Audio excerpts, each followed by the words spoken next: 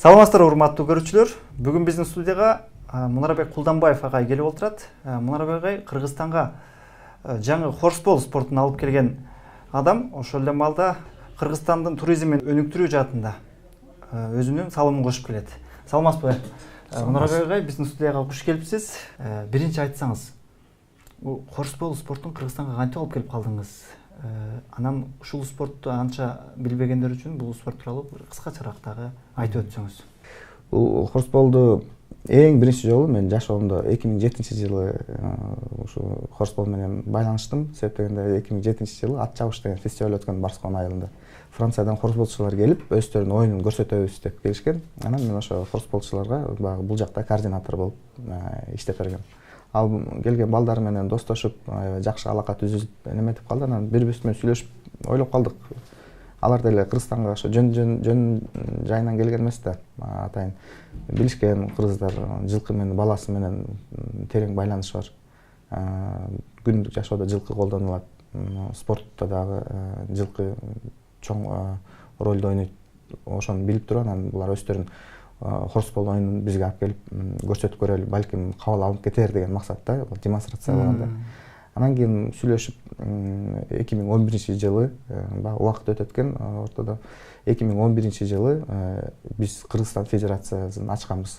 Эрежелик тууралуу айтып кетсем, кыскача айтканда 30-70 аянтта ойнолот. Аянттын эки бурчунда эки ворота деп коет, турган, горизонталдуу түрдө турган, диаметри 1 метр болгон кольцолор турат. Эки команда ойнойт. Ар бир командада 4 кишиден.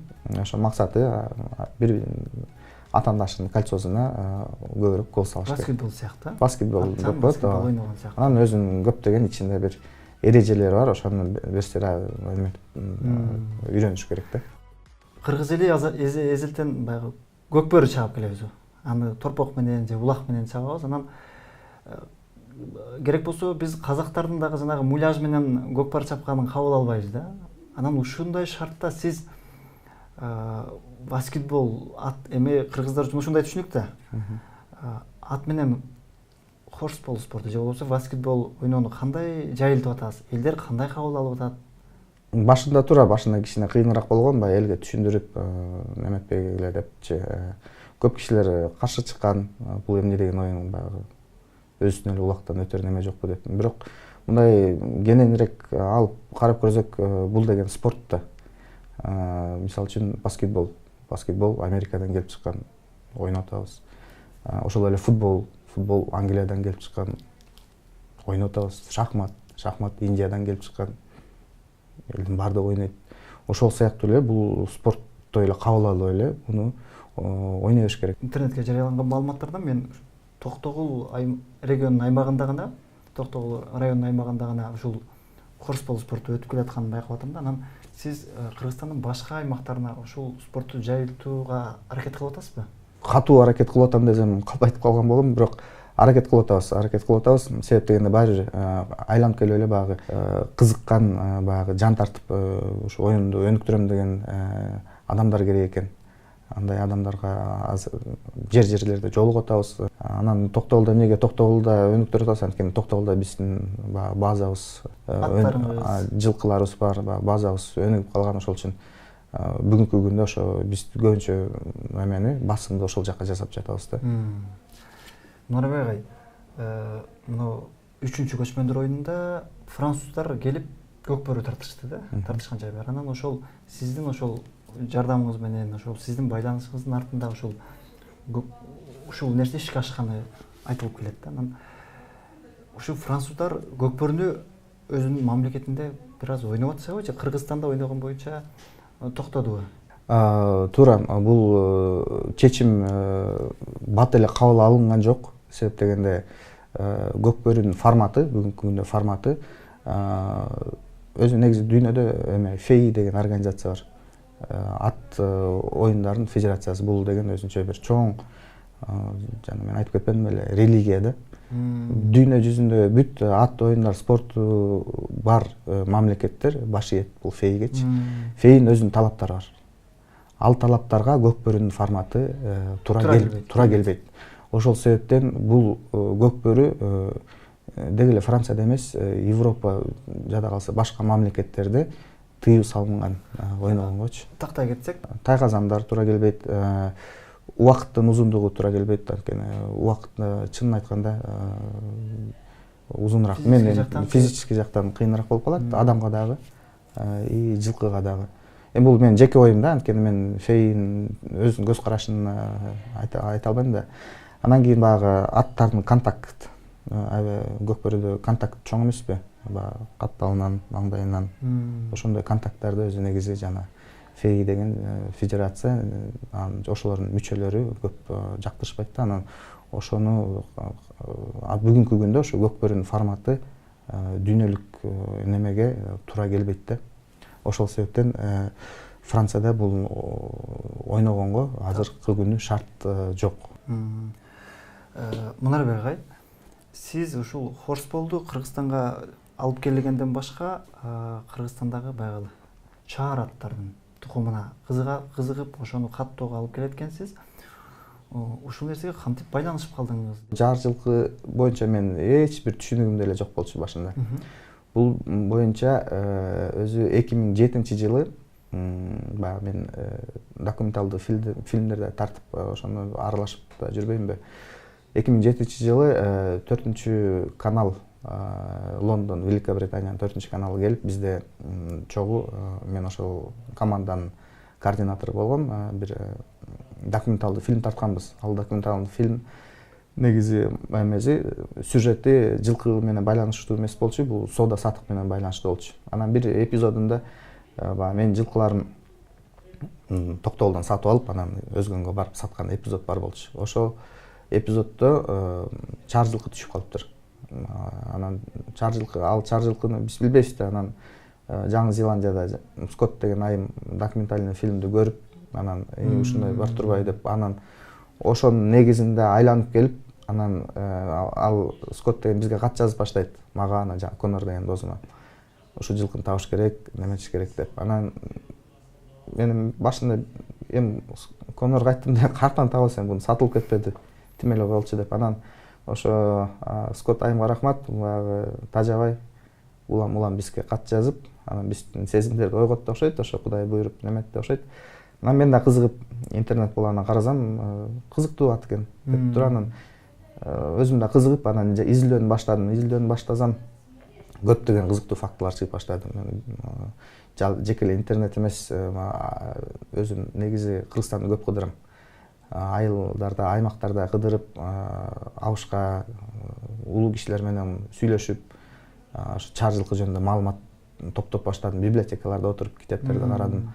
Анан бара карадым, бул жылкынын баягы өзгөчөлүктөрүн таап баштадым. Анан өзгөчөлүктөрү аябай жагып мага, өзгөчөлүктөрүнөн башка дагы баягы кыргыздын салт санаат, анан эң негизгиси кыргыздын тарыхына терең байланышы бар экен да бул жылкынынчы. Мунарбек агай, сиз француз хорсболчулар менен байланышыңыз, андан ары деги эле дүйнөлүк ушул ат спортун сүйүүчүлөр менен байланышыңыз бар экен. Ушул бүгүнкү күндө көкбөрү темасы Кыргызстанда актуалдуу болуп атат аябай. Орусиялыктар дагы ушул спортту аябай сындап атышат. Анан казактар дагы өздөрүнүн дүйнөгө өздөрүнүн көкпар деп жаңы эрежелер менен киргизди. Кыргызстан көкбөрүнү жайылтыш үчүн эмнелерди эске албай жатат? Мен мынтип ойлойм да, өзү көкбөрүнү өнүктүрүүдө биз приоритеттерди туура коюш керек деп ойлойм да. Приоритеттерди туура коюш керек дегенде кандай? Бул биринчи, бизге приоритет көкбөрүнү дүйнөгө жайуу же как кыргыздардын баягы сыймыгы катары, баалуулугу катары сактап калуу. Мен ошону чечмелеп берейин. Эгер дүйнөгө жайылта турган болсок, бүгүнкү күндөгү форматта көкбөрү дайылыжы кыйын. Мен баягы ачык эле айтып коюшум керек, баягы тууган күйдүрө айтат, душман сүйдүрө айтат эмес да. Дүйнө кабыл албайт. Азыркы форматта көкбөрү дүйнө кабыл албайт. Анткени жана оюнчунун жана жылкынын коопсуздугуна дүйнөдө жана фей деген уюм бар. Ат оюндар спортунун уюму. Бул баардык мамлекеттер ат оюндар ойноткон мамлекеттер бүт башы ет. Бул деген бир чоң мекеме, аябай күчтүү мекеме. Анан булар чечүүчү ролду ушу фей ойнойт да. Анан фейдин талаптарына көкбөрүнүн форматы азырынча туура келбейт. Бул жалаң гана тайгазан эмес. Тайгазан гана эмес, тайгазан алуу менен эле бул маселе чечилип калбайт. Себептен анткени көкбөрүдө контактный оюндар көп, катталынан, маңдайынан да башка. Аттар бири менен жөйлөшүп согушуп кеткен. Анан кийин жана жүгөндөр көбүнчө неме болуп атпайбы? Оозун айырып кетип атпайбы? Ошо шаймандарын өзгөртүш керек. Мисалы үчүн хорсболдо дагы ошондой проблема болгон. Анан кийин азыр француз тилинде мартингал деп коет. Ошо мартингалды колдонуп баштады. Бул жүгөндөн тартып, анан бас майылына байлап коет. Ооз тартканда ооздук аттын оозун жырбайт да. Ошондой бир кандайдыр бир шаймандарды эметиш керек, кичине бир модификацияга эгер дүйнөлүк эме аренага алып чыгалып десек, ошондой модификацияларга менин оюмча биз даяр болушубуз керек, жана компромисстерге барышыбыз керек. Бул эгер дүйнөлүк аренага алып чыгабыз десек. Эгер биз муну сактап калабыз десек, мынакей көкбөрү федерациясы аркылуу жана башка ошо көкбөрү сүйүүчүлөр аркылуу чоң иш кылынды, жана ЮНЕСКОга катталды баалуулук катары. Буну ошомойдон сактап калып, анан Кыргызстанда гана ойнош керек да. Эгер биз сактап калабыз деген ойдо болсокчу, мисалы үчүн мисал келтирейин, жана Испанияда, жана Кореяда деген оюн бар эмеспи? Буканы жонуна салып эметип коет го. Ошону байкасаңыздар, ошо Испанияда, ошо Испаниянын дагы бир эле регионунда ойнойт. Башка жакта ойнобойт. Башка жакта ойнойт. Ошо арена илгери жана гладиаторлордун ареналары курулган жерлер бар болчу. Ошо Испанияда жана Франциянын түштүгүндө Ним деген шаарда, ошо мен бир жылдары барып, ошо кызыгып, ошолорду көрүп эметип келдим эле. Только ошол жерде ойнолот. Ошонун бир сезону болот, калп айтпасам, сентябрь айында. Анан мен эгер калп айтпасам, бул оюндагы ошо ЮНЕСКОнун бир баалуулук катарына кирген болуш керек эле. Мен бирок мындай орусча айтканда уверен эмесмин, бирок мен ошондой деп ойлойм. Анан кийин булар эми башка мамлекетке барып таңуулай албайт дагы бул оюнду. Башка мамлекет кабыл албайт дагы. Себептен бул жерде баягы кооптуу, анан кийин баягы жаныбарга мындай аеосуз мамиле болуп эсептелет да.